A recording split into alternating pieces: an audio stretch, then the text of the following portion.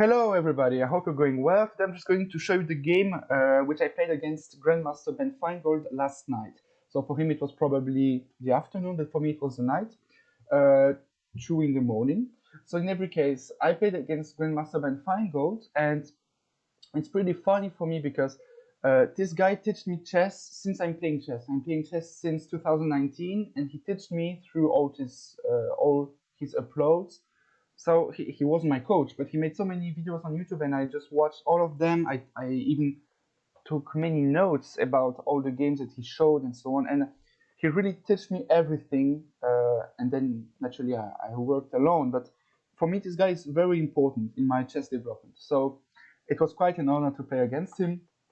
And now let's just look at the game. He played d4, I played c6, e4 and d5. The reason why I play c6 is because I really want my opponents to play, e4 right now and transpose in a Caro-Kann. But even though my opponent plays, if my opponent plays c4, I can still play d5, and yeah, everything is fine. I mean, I played the slop in the Caro-Kann defense. So it's d4, c6, he played d4, I played d5, and he took on d5, I took back, and c4, the pan of variation. Or pan of attack, or I don't know how you want to call it. So for me, this line is the less dangerous one. If you don't know the theory, it is very dangerous because you can just blunder in one move, for example. But it's okay. I played knight f6, he played knight c3, and the reason why I start with knight f6 is that if I start with knight c6, he will just take, I would just take back, and knight f3, knight c3. And now I'm a bit worse, I guess, or first knight f3, e6, knight c3, and this variation is less comfortable because my knight isn't developed yet. So for example, bishop d3, I cannot take for obvious reasons, and yeah. But okay, I just prefer the other line with my knight on d5 instead of my queen on d5. I don't like to move my queen so much. So okay, knight f6, knight c3, knight c6, and knight f3. And here there are 2 moves, or even 3 moves. I can play either bishop g4, which is the book move, bishop e6, which is the engine move, or e6, which is a grandmaster move. I decided to play the book move, bishop g4, which forces the next line. C takes d5 is forced. I will explain you what. I will explain you why. If you play, for example, bishop e2, it is too passive. Now I will just play e6, and after you take back, I will just take back with the knight. And now my bishop is out of problems because it's not on c8 anymore. And for example, if we play this queen b3 move, now I have bishop b4, which blocks and locks everything because I played e6. So now I'm just completely winning because the pawn is too weak and yeah, just too passive. So that's the reason why you have to take. If you play, for example, bishop e3, then you're just playing against the rules. Again, I will play e6, and this is not a problem for me because of bishop b4. So he's forced to take on d5. I took back, and queen b3, and now the line is actually forced. If I play this move, for example, now bishop e3 is strong because after e6 he can just do either castle or knight e5, and knight e5 is already a problem. I cannot take for obvious reasons. Let's say I play now bishop e7, now h3, my bishop has to retreat. Before, please, the dog, please, please, please. No. For example, this check. Hey, the dog, please be quiet. This is my dog Igor. So if you want to see his YouTube channel, you can just write Igor the dog on YouTube, and you will find his YouTube channel. Please, the dog, be quiet. Hey, Igor, come in. Okay, so I wanted to say that yeah, queen b3 is forced. After what, I just take on f3. And now, if you take on b7, which forks everything, now I have knight d4. I'm protecting the knight, and if you take back there, I will just play rook b8, and your queen is trapped. See, and no moves and nowhere to go. So it's important to note this line. So I took there. If you take my knight, obviously I take with the bishop, and I win a piece. So he has to take back. After what, I play e6. I'm defending the knight. The line continues. If you play knight takes d5, I will just play queen takes.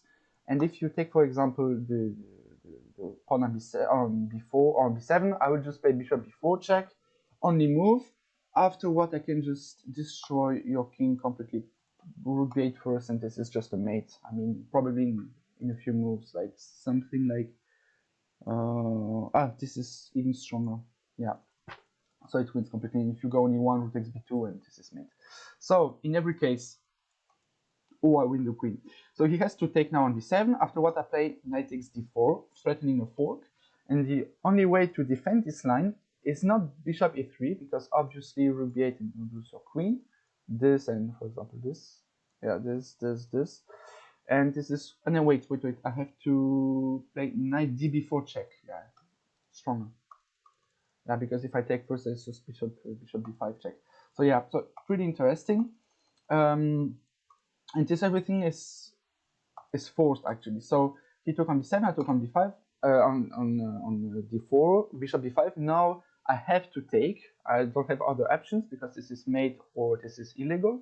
So I have to take, and now he doesn't take, because if he takes right now, I can just play queen d7, and this was the main line. Afterward, bishop d6, rook e8, rook c8, and I played this position quite a few times against many FIDE masters and international masters. I have never lost these positions. Either I won or a draw. So it's pretty interesting, and I'm happy to see that I will play this line against Grandmaster Ben Finegold. So I played knight d5, he took. Afterward, the best move is actually queen c6. This is a small trap. If I go there, I just lose. So I have to go on e7, and now there are two moves. There is knight takes d5. Afterward, I just play queen takes, and I'm a piece up. So it's just completely winning because I took the bishop. So let's say you play knight takes b5. Now I just have, if I remember correctly, either queen c8 or f6, but let's say queen c8 is more precise because we have to exchange the queens. Afterward, this is the top move. I take on c6, he takes, and rook king d6, I guess. And now the material count is very strange because I'm a pawn down, but the knight has nowhere to go. If you go there, for example, I can just play bishop e7, and my pieces are more active than yours. And for example, this is already a problem. Probably it was even better. Knight there. Castling, rook takes a2, and this is just a draw. Complete drawish position. Yeah. Or even I can probably fight for a win because of the pawn structure, and this is just a matter of moves, how many times I have. Yeah, but it's okay. So this line is completely drawish, but I have to know all the moves, which I did. He took on d5 first. After what? Now I can play 3 or 4 moves. So the move that I know the best is queen d7. The second move, which I know also the best, is knight takes e3. After what takes, and this is very strange. I have to show you this variation. This, bishop a3, and king f6, and now I'm just completely winning. There is no check. And after you go on a4, for example, I will just take. You take there, and queen d3, and this is just a nightmare to play. Yeah, and there is also no check. So it's pretty funny that a theoretical line puts your king on f6. Yeah, so I'm pretty proud of it. Probably I should have gone for this line. And he will say, terrible, the king is on f6, but he didn't play f6. So yeah, pretty funny. But he took there. After what I played the stockfish line, not the chess.com engine line, but the stockfish line. I played rook b8. Okay, he has to take, I take, and now my idea is that after queen c5, king d8, and queen takes a7, this is my preparation for another grandmaster. I just played bishop d6, and now I'm just completely fine because the only move for white here is just rook d1, and after queen d7 you cannot trade, because after the trades this position is just a complete draw. If you take there, you're just losing because king is 6, you have to take, and this. And now the problem from this in this position is that I will just destroy you slowly. Sorry, bishop f4. I will just destroy you slowly. You take there, I will just take there. You go this and this. And it was my preparation for another grandmaster, and the engine still fights for a draw, and I still know the engine moves in order to fight for a win, so it was my preparation, and it was my idea. But he didn't took the pawn on a7, so it's pretty funny. He put me in checks. He put me in checks first, so I'm not very scared of this move, because after king d7, I'm right now threatening queen e7 or bishop d6. If, for example, he plays, for example, b3, just to show you, I will probably now I will just play queen f6 because I'm just attacking everything, so it's quite quite winning for me. Yeah, so my opponent, I mean Ben Finegold, decided to put me in check and then to castle. But now I can just play bishop d6, and there is a problem because I did never have this position on the board, but all the next move which I played, I saw all this move instantly, and somehow I overcalculated all my lines, and I did lost many times actually. So rook e8, bishop e3, queen h4. I saw all this move probably in a few milliseconds, but somehow I calculated too much. f4. So here after f4, I really wanted to take there and this, for example, in order to defend, and then this is the next move. I need to go there. I would just play oopsie, rook e6, and this is just a complete draw, and we will fight in the pawn end game, and he will try to win against me, but I'm the only one who can probably win, or I don't know what, but it's okay. Ben Finegold decided to play f4. I didn't want to trade, to take on f4, and I decided to play rook e6. So rook e6 is still the best move, and I saw this move very instantly, but I really wanted to calculate this again and again. It's just quite a mistake. Like, if you find the good move, play this good move, and don't try to find something else. I mean, okay, rook takes d5, which was a bit surprising for me. I decided to put him in check. You cannot play this rook g5 because you're just getting mated, so it's impossible.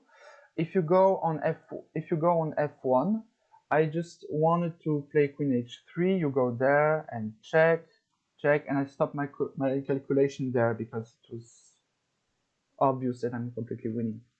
Probably I should have gone further. Yeah, this.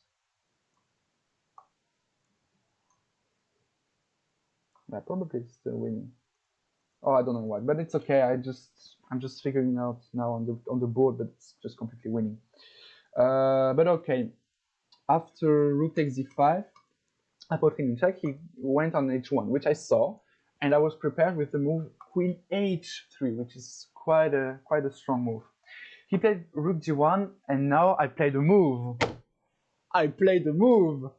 Beam! Rook takes b2, and this is a strong move. This is this is a very good move. In this position, after queen takes, there is just queen f3, rook g2 is forced, and this is mate. But now, what is going on if you take my rook in order to counter-attack me? Now I just take there, and after rook takes, for example, I will just go on e7, and you have no checks. If you go there, I'm just happy to trade everything, and I'm just completely winning. So you have to actually he gave away the exchange, but after rook d2, the best move here is takes. You cannot take with the queen for the same reason, but you can play bishop takes. After what, I just wanted to play rook g1, this, and for me, I wasn't upset with playing this position because I did know that this position is completely equal, but still I was a bit low on time, so it was probably not so good. It's still a draw with correct play, but I'm the one who can fight for the win because my king is very safe, all the pawns are weak.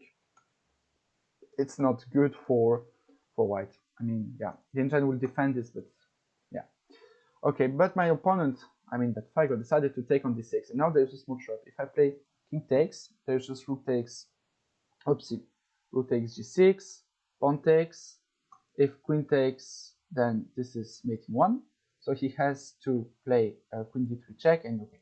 But there's also another trap. If I take, there's also just rook d1 check, and now I'm just getting mated because this, probably queen c4 first, and he will somehow take my rook on check, like rook b8, rook d8 check, and I don't know, I don't want to calculate further. I just see that this is just impossible to play. I'm just getting mated, like, no. So I decided, again, I took probably 10 seconds to play this move, but it is such an obvious move that you have to take with the rook. Now he played queen g4. If you take my rook now, this is still losing mate. So I was very happy to see this move, and now here I had probably 19 seconds or 20 seconds. I offered him a draw in this position, but he refused. Okay. And here I tried something very special. I just had to convert the position. I cannot go there because of the fork.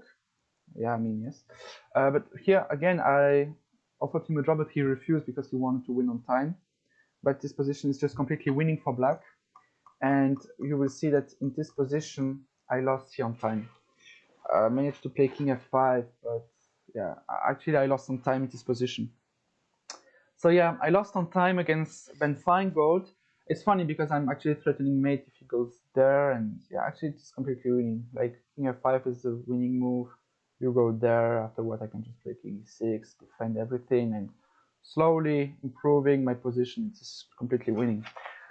So yeah, I lost on time against Grandmaster Ben Finegold, but chessly speaking, I was just completely winning. I have already analyzed the game with my free trial on chess.com. Actually, the move which wins, I mean, I played a brilliant move. I will show you this. Yeah, game review, please. I want to see my game review. So yeah, he won't show you anything right now, but rook takes b2 was a winning move, and suddenly I made only a few blunders. Yeah, this everything was showed as book moves, but yeah, no, yeah, rook b8. Then this test engine doesn't like it, but it was still my preparation. But it's okay. And here again, my position. Yeah, rook d6. He said it is a great move, and now he says it's a mistake. Yeah, queen h3. He said it's a great move again. Yeah, and now rook takes b2 is a brilliant move, but he says it's only a good move. But now it's a brilliant move. And now I'm just completely winning. So yeah, I lost some time, so it does actually happen.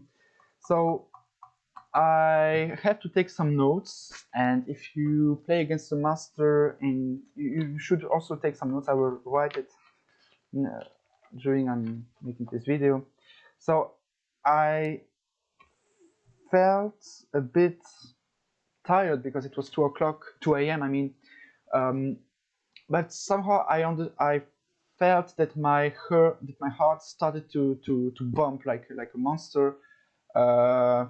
Somehow I was a bit destabilized that I was completely winning. So again, it's a problem. I'm probably still too emotional during my games. So probably in order to improve my chess, I have to improve my yoga skills. But yeah, it was quite a good game. Thank you very much for watching this game. If Grandmaster Ben Finegold is there, you can still write something in the comment section. It would be very cool. In every case, see you in a future upload. Take care.